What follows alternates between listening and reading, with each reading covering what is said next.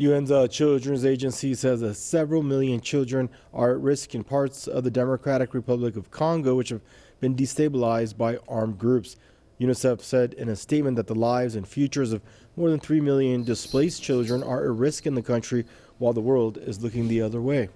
According to UN figures, some 5.2 million people in the DRC have been forced to flee their homes because of conflict.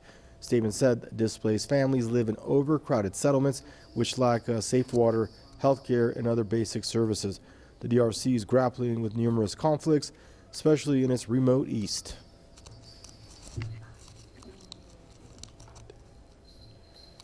And now joining us for more on the story out of Washington is Robert Patillo, human rights attorney. Hello, Robert. Always a pleasure to have you on PressTV. Get your take on things. Tell us what's going on in the DRC.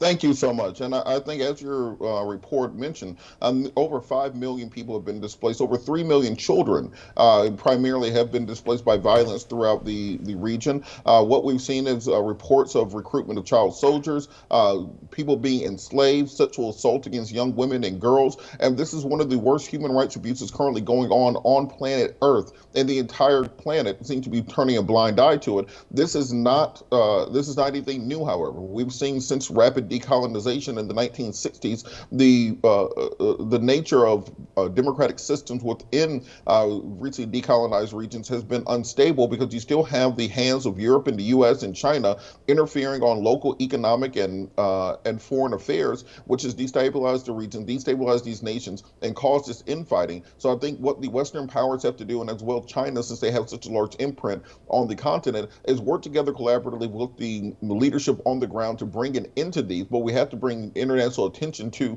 the issue. Otherwise, there will be no remedy for the 5 million plus people who have been displaced.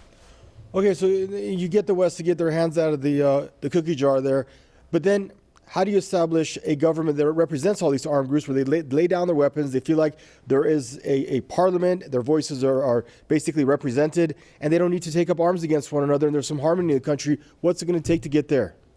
Well, we just have to follow the models from history. You know, if you looked at Europe and the late 19 teens and early 1920s, you would have said to yourself, well, how are these people ever going to lay down arms and actually have a functioning government? You went through the First World War, the Second World War, and then you had the international community come together and find nonviolent ways to build coalitions. You bring that same model to the African continent, find out who the stakeholders are, work on building the economic base of these countries that have been exploited by colonization.